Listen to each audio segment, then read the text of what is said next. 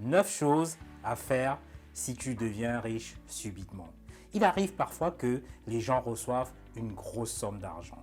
Soit c'est sous forme d'héritage, soit c'est une somme d'argent qui a peut-être été gagnée aux loteries. Mais le problème est que peu de ces personnes sont vraiment prêtes pour cet argent et perdent aussitôt qu'elles l'ont gagné. Il est d'ailleurs prouvé que 70% des gagnants de la loterie sont de nouveau fauchés après 3 à 5 ans. Et c'est bien sûr le début d'un long calvaire qui peut mener jusqu'au suicide. Donc dans cette vidéo, je vais te raconter l'histoire d'un jeune qui a gagné subitement beaucoup d'argent et ça t'aiderait peut-être à comprendre les 9 choses à faire si tu deviens riche du jour au lendemain. J'ai d'ailleurs un petit conseil bonus très intéressant à te donner à la fin, donc reste jusqu'au bout parce que tu vas certainement adorer.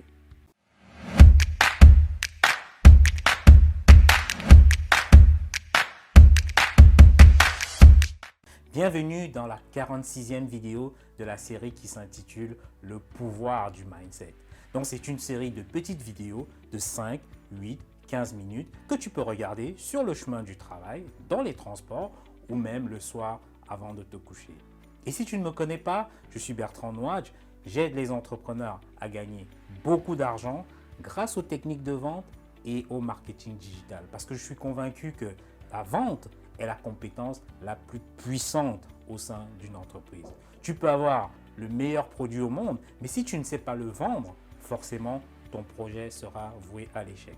Si tu veux savoir comment vendre, si tu veux savoir comment développer ton business sur Internet, écoute, première chose, clique sur le bouton rouge et puis abonne-toi à cette chaîne. Deuxième chose à faire, télécharge ce superbe document juste en bas de la zone de description qui va te permettre en moins de 10 minutes de savoir si ton entreprise ou ton projet d'entreprise a des chances de se développer très rapidement. Pascal Brun, 34 ans, est un artisan boucher qui menait une vie tranquille, paisible, juste à Bègles. Bègles, c'est une petite agglomération bordelaise. Et donc en 2004, juste une semaine avant les fêtes de Noël, il va gagner l'équivalent de 26 millions d'euros au loto. Et ça va chambouler toute sa vie. Les seuls intérêts de sa fortune lui rapportaient chaque jour 3 000 euros. Donc après avoir empoché son gain, la folie des grandeurs va commencer. Donc qu'est-ce qu'il fait? Il vend son commerce et puis il s'installe dans la plus grande suite du plus luxueux hôtel de Bordeaux qui s'appelle le Burdi Gala. Il invite ses nouveaux amis dans les plus grands hôtels, les plus grands restaurants, les plus grands palaces. Et puis, il achète d'ailleurs une grosse villa en bord de mer où il fait la fiesta tous les soirs avec ses nouveaux amis. Pascal Brun voyage. Il fréquente les palaces européens. D'ailleurs, on le trouve à Budapest, on le trouve à Milan, on le retrouve à Paris, on le retrouve à Londres. Et il fait une grosse erreur. C'est qu'il investit dans une boîte de nuit en Suisse où la simple bouteille de champagne est vendue à plus de 1 000 euros pièce. Et tout ça sans maîtriser le domaine de l'investissement. Bref, c'est la grande vie, car il achète une Ferrari dernier cri. Il faisait tellement de tapage que l'on l'a surnommé le boucher de Bègles. Sauf que les voitures sportives, l'alcool, la fête vont venir petit à petit à bout de notre jeune boucher, puisque il est souvent arrêté pour excès de vitesse. La descente aux enfers va commencer lorsqu'il est contrôlé en état d'ivresse. N'ayant plus vraiment les pieds sur terre, il tente quelque part de corrompre avec 1 000 euros un policier pour faire taire l'affaire. Il écope finalement de 3 mois de prison ferme et puis Pascal Brun ne maîtrise plus la situation. Pourtant, à côté, il est assailli par des fausses propositions des gens très mal intentionnés qui n'en veulent que pour ces derniers sous qui lui restent. Mais ce n'est pas tout. Sa famille va d'ailleurs découvrir les inconvénients d'avoir un proche riche. En effet, les locataires de l'un de ses frères refuseront d'ailleurs de payer le loyer sous prétexte qu'il y a suffisamment d'argent dans la famille. Et de l'autre côté, l'un de ses neveux, bien sûr le neveu de Pascal Brun, va même subir des menaces de certains racketteurs qui réclament aussi leur part du gâteau dans la fortune de l'oncle. Bref, le pactole de la loterie va chambouler quelque part toute la famille. Et quelques années plus tard, Pascal Brun est totalement ruiné. Il est méconnaissable. Il meurt finalement à 47 ans à la suite d'une longue maladie et dans une totale solitude. Qu'est-ce que l'histoire de Pascal Brun nous apprend? Elle nous apprend que lorsque tu deviens riche, subitement, il faut 1. Garder le secret. Parce que le premier réflexe, c'est vrai, c'est de partager la bonne nouvelle avec tous ceux que tu connais, de crier carrément sous les toits et même de narguer souvent tes ennemis. Si tu t'en vantes, il faut savoir que tu vas devenir quelque part la cible des gens qui vont te demander de l'aide à tout va. Et certaines personnes vont devenir quasiment envieuses, jalouses justement de cette fortune. Et pire, tu auras des escrocs, des ennemis qui vont te guetter. Et puis, certains gagnants d'ailleurs de loterie se sont retrouvés assassinés après avoir remporté la loterie. Donc la première chose à faire, garde le secret. Et la deuxième chose à faire, ne quitte pas tout de suite ton emploi. L'être humain n'est pas fait pour être oisif. Peu importe à quel point tu es paresseux, tu as besoin de faire quelque chose dans ta vie. On l'a vu d'ailleurs dans le cas de Pascal Brun, il a vendu sa boucherie et il passait son temps finalement à liquider sa fortune. Donc, conserve ton travail du quotidien pendant un certain temps, vis ta vie de la même façon dont tu le faisais jusqu'à présent et cela t'aiderait certainement à garder la tête froide pendant un certain temps et ça t'évitera les dépenses inutiles qui te mèneront plus tard à la faillite. Donc la deuxième chose à faire, ne quitte pas tout de suite ton emploi. La troisième chose à faire, si tu deviens subitement riche, c'est de régler tes dettes. Oui, règle tes dettes. N'essaye pas de t'éloigner des dettes que tu avais contractées avant de devenir riche. Parce que généralement, c'est la dette qui ronge les vies. C'est ça qui empêche beaucoup de gens de dormir. Et en payant tes dettes, tu auras la paix de l'esprit. Ce sera comme une nouvelle naissance et ça te permettra bien sûr de partir sur des bases beaucoup plus saines. Donc, troisième chose à faire, règle tes dettes. La quatrième chose à faire si tu gagnes subitement de l'argent, c'est de sécuriser cet argent et laisse-le reposer pendant un certain temps. Je dirais même pendant 6 mois à peu près. 6 mois d'attente, ça peut te sembler très long parce que tu auras certainement envie de t'offrir tout ce que tu as toujours rêvé. Ça, on le comprend. Mais c'est le temps pour toi de t'habituer à cette somme d'argent et le temps pour toi effectivement d'établir une sorte de plan d'utilisation de cet argent. Et tu verras d'ailleurs que dans ces 6 mois, tout au long de ces 6 mois, tes plans vont radicalement changer au fur et à mesure. C'est pourquoi tu ne dois surtout pas te précipiter. Donc, la quatrième chose à faire, c'est de sécuriser ton argent, laisse-le reposer pendant un certain temps. Ne sois pas pressé. La cinquième chose à faire si tu deviens subitement riche, c'est de te former à l'investissement. Parce que si aujourd'hui, tu hérites d'une grosse somme ou tu gagnes de l'argent en venant de la loterie, ce n'est pas une richesse que tu as construite avec tes compétences. Donc cela t'est juste tombé dessus. Donc pour cela, tu dois te former et puis apprendre à fructifier ton argent avant même de commencer tout investissement. Donc qu'est-ce que tu peux faire par exemple? Écoute, commence déjà par lire des livres sur l'investissement. Participe à des séminaires business comme ceux que j'organise souvent partout dans le monde. Et si tu ne fais pas ça, ce sont des escrocs, des chacals de tous bords qui vont profiter de ton argent. Donc la cinquième chose que tu dois faire, forme-toi à l'investissement. La sixième chose à faire si tu gagnes de l'argent subitement, c'est de prendre les services d'un conseiller financier réputé.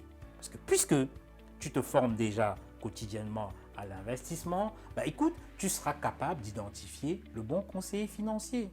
Le bon conseiller financier, c'est quoi? C'est celui qui sélectionne déjà ses clients. Ça, c'est super important. Le bon conseiller financier, c'est quoi? C'est celui qui va te permettre également d'optimiser ton argent et te dire sur quel budget tu dois vivre, par exemple, tous les mois. Et le bon conseiller financier, c'est qui? C'est celui qui te dira par exemple le type d'investissement qui peut être extrêmement rentable. Et surtout, le bon conseiller financier, c'est celui qui t'avisera sur les impôts que tu auras à supporter sur la somme que tu viens de recevoir. Oui, parce que dans l'euphorie, beaucoup oublient qu'ils auront à payer les impôts. Et effectivement, un bon conseiller financier, c'est même celui qui va t'aider à élaborer un plan d'urgence en cas de problème. Donc, un bon conseiller financier, ça peut te sembler cher au départ, mais ça en vaut plus que la peine. Cela devrait être même obligatoire pour ces personnes qui gagnent subitement de l'argent. Donc la sixième chose à faire, c'est prendre les services d'un conseiller financier réputé. La septième chose à faire si tu deviens riche financièrement, c'est de te mettre à l'aise, mais raisonnablement. Ça ne sert à rien de t'acheter des voitures de luxe, des villas de luxe, car toutes ces choses, il faut savoir, nécessitent des taxes, des frais d'entretien, des frais d'assurance, etc. Donc, c'est très facile d'exploser des millions de dollars en quelques heures ou en quelques jours. Oui, tu peux t'acheter une belle maison correcte, une très belle voiture correcte, mais évite la tentation de vivre quasiment au-dessus de tes moyens. Et si d'ailleurs tu as un bon conseiller financier, tu verras, il t'avisera tout de suite puisqu'il aura défini avec toi un budget sur lequel tu es censé vivre mensuellement. Donc, ce que tu devrais faire, la septième chose à faire, mets-toi à l'aise, mais fais-le raisonnablement. La huitième chose à faire, si tu gagnes subitement de l'argent, c'est qu'il faut que tu te prépares à perdre certaines relations. Oui, parce qu'à un moment ou un autre, tes connaissances sauront que tu as beaucoup d'argent. Mais surtout que l'argent que tu as gagné, en fait, tu n'as pas sué, tu n'as pas transpiré pour avoir cet argent. Et ça va leur donner l'impression, leur faire croire qu'ils ont aussi droit sur cet argent.